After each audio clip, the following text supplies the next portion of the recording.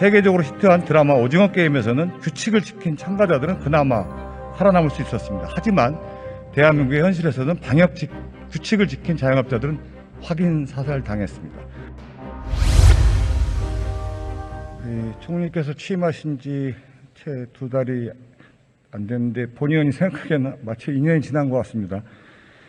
대외적으로 어려운 상황이지만 총리께서 오랜 기간 공직에 국민들을 위해서 봉사해 오신 만큼 이번에도 최선을 다해주시면 국민들에게 신뢰감을 줄 거라고 생각합니다. 질문을 시작하도록 하겠습니다. 총리님, 최근 고용 지표가 많이 개선되었다고는 하지만 강한 회복세를 보이지는 못하는 것으로 알고 있습니다. 표 한번 보시죠. 지금 도소매, 음식, 숙박업 등 소상공인 업종은 고용 유발 효과가 그나마 좀 큽니다만 최근 소상공인 자영업자의 감소세가 지속된 것이 중요한 문제라고 생각합니다. 동의하십니까? 네, 줄어든 것은 상당히 한 해 많이 줄고 있습니다. 걱정이 되는 부분. 총리님, 자영업자 소상공인들은 지난 몇 년간 코로나19의 직격탄 속에서도 국가를 믿고 방역조치 행정명령을 이행하였고 그에 따른 손실을 부채로 메우고 대출로 연명했습니다. 생존의 문제였던 이들과 생활의 문제였던 이들을 동일선상에 두어서는 안 된다고 생각합니다. 이분들은 과중한 빚 때문에 나락으로 떨어졌습니다. 세계적으로 히트한 드라마 오징어 게임에서는 규칙을 지킨 참가자들은 그나마 살아남을 수 있었습니다. 하지만 대한민국의 현실에서는 규칙을 지킨 자영업자들은 확인 사살당했습니다. 지난 정부에서는 자영업 코로나 지원 방식에 있어서 집합금지, 영업제한, 경영위기 등으로 지원하는 방법을 사용했습니다. 이 과정에서 무수한 사각지대가 발생하였고 결국 수많은 이들이 피해 회복에서도 배제되는 결과를 낳았습니다. 무엇보다 가장 큰 문제점은 방역조치에 따른 매출 감소 등에서 가장 극심한 영업피해를 입었던 2020년부터 2021년 상반기까지의 시기에 대한 구제책을 제대로 간과하지 않고 구체화되지 않았다는 것입니다. 2021년 7월 이후 그나마 보상안은 있었지만 영업이익률에 인건비, 임차료 등 고정비에 대해서만 보정률 80%가 적용되었고 새 정부 들어 보정률이 100%로 인상되었습니다. 이는 사회적 거리두기가 조금 완화되고 소비가 회복된 이후에 반영된 것이 정작 피해가 극심한 시기에는 제대로 보상조차 받지 못했던 것이고 그만큼 어려운 사람들은 폐업과 죽음을 선택할 수밖에 없었던 것이 사실입니다. 따라서 과중한 빚으로 나락으로 떨어진 소상공인 자영업자들에게 지원이 필요한 것은 수혜나 특혜가 될 수 없다고 생각합니다. 헌법상 권리이자 정당한 보상이 되어야 할 것입니다. 지난 정부에서 방역 정책의 일관성, 효과성, 형평성에 따른 피해에 대해 많은 의문이 제기되고 있고 빚내서 견뎌라라는 정책에 대해서 국가의 존재에 의해서 의구심이 가중되고 있습니다. 따라서 새로운 정부에서 이들에게 희망과 국가에 대한 믿음을 줘야 된다고 생각합니다. 총리님의 고견과 정책의 의견을 좀 들려주시기 바랍니다. 네, 하여튼 의원님께서 지금 중소상공인의 중요성 그리고 중소상공인들이 처해 있는 어려움 또 그분들이 국가 경제에 기여하는 그 문제에 대해서 많은 말씀을 해주셨다고 생각을 하고 있습니다. 저는 모든 의원님의 그런 걱정과 또 중요성에 대한 인식에 대해서 다 동의를 하고 있습니다. 정부로서는 의원님들께서 여야 합의로 통과시켜 주신 지난 5월 달에 추경을 통해서 손실 보전금도 지급을 하고 또 손실 보상도 확대를 했습니다. 이제부터는 법에 의한 소상공인의 정부의 조치에 의한 손실을 받을 권리로서 이제 확실하게 자리매김했다 이렇게 보고 있고요. 또 정상적인 차주에 대해서도 그동안의 금융 지원이라든지 재기 지원을 계속 해왔다 이렇게 말씀을 드리겠습니다. 앞으로도 주어진 이러한 법률과 또 필요한 사각지대의 보완 이런 것들이 있다면 계속 관계부처 간에 협의를 해나가도록 그렇게 하겠습니다.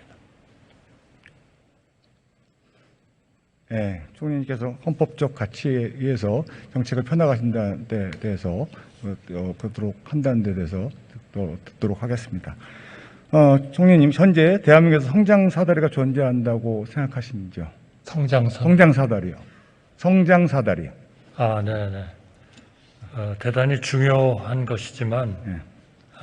아무래도 중소기업이 대기업으로 발전하는 데에는 많은 어려움이 있다 그렇게 생각합니다.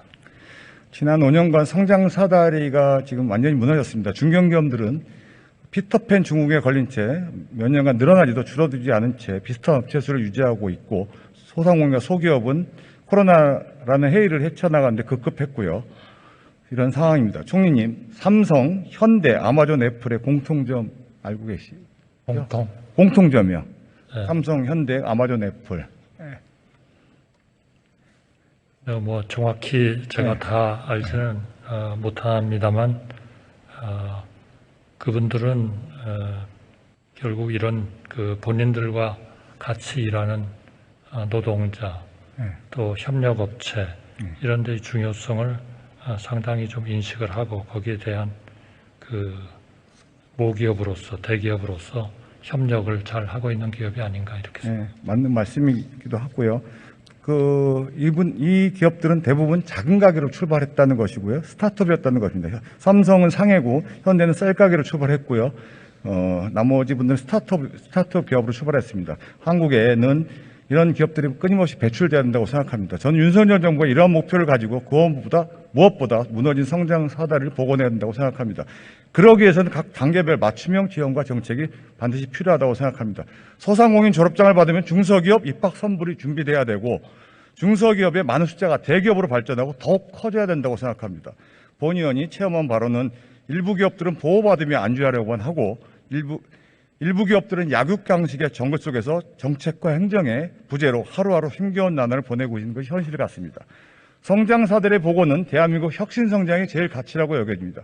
총리님, 최근 세제 개편에 따른 법인세 인하의 논란이 있는데, 기업들이 성장하여 투자를 확대하면 일자리가 창출되고 세금을 많이 내는 기업들이 늘어나 결국 세수 기반이 확대되는 거 아니겠습니까? 결국 글로벌에서 경쟁할 대기업들이 많이 만들어내는 것이 정부에서 해야 될 일이라고 생각합니다. 이에 대한 총리님의 의견과 계획을 말씀해 주시기 바랍니다. 네, 요즘에 대기업 혼자 있는 기업은 없습니다. 수천 개의 소위 협력업체들과 같이 이렇게 협력을 하고 또 국제사회에서 힘을 합쳐서 경쟁을 하기 위해서 노력을 하고 있습니다. 따라서 중소기업에 대한 우리가 가지고 있는 많은 제도들이 있습니다만 또 대기업들이 사업을 잘 함으로써 이 협력업체를 끌고 가는 그러한 그 측면도 많이 있다고 생각합니다.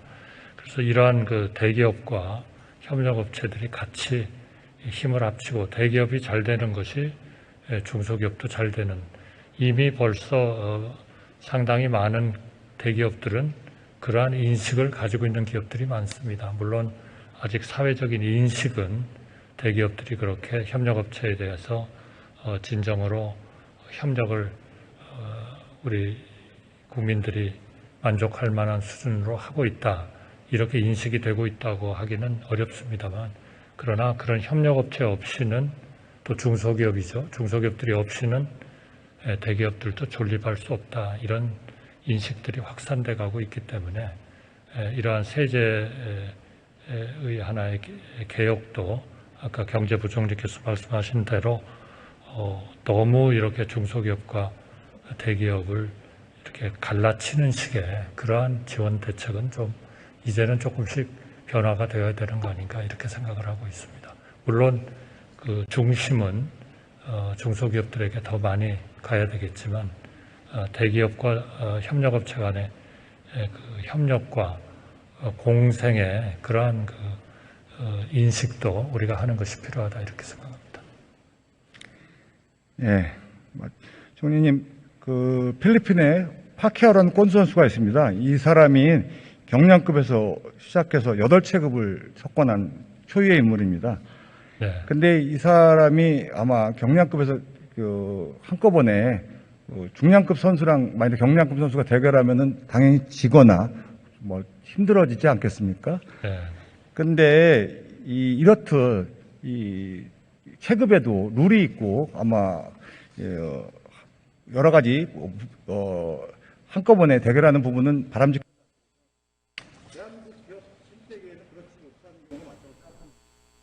규제도 마찬가지라고 생각합니다. 공직사회에서 체급의 차이를 이해 못하고 규제 완화와 철폐를 단순히 이국적으로 바라보는 경우가 있다고 생각합니다. 그래서 맞춤형 규제 완화가 필요하다고 생각합니다. 짧게 말씀드리면 예를 들면 대형마트의 무조건적인 의무 휴업의 완화에 따른 골목상권 규제와 같은 규제하죠. 온라인 포털의 국가적인 따른 정보의 비대치, 플랫폼의 사회적 권력화, 원청과 하청의 이익 차이로 인한 제품의 불량 및 소비자 습관 침해 등과 같은 부분들이 발생할 것으로 생각합니다. 그래서 총리님, 적절한 맞춤형 규제 완화가 필요할 수 있다고 생각합니다. 이 부분에 대한 윤석열 정부의 가장 핵심적인 정책은 규제 혁신입니다. 그러나 이 규제 혁신이 효과를 가지기 위해선 지금 의원님께서 바로 지적하신 대로 일률적인 규제 혁신, 이것은 충분치 않을 것 같습니다. 각 그 기업들이 부딪히는 문제에 대해서 그 맞춤형 이런 규제 혁신이 필요하다, 이렇게 생각을 하고요. 저희도 그런 쪽으로 정책이 이루어지도록 노력하겠습니다.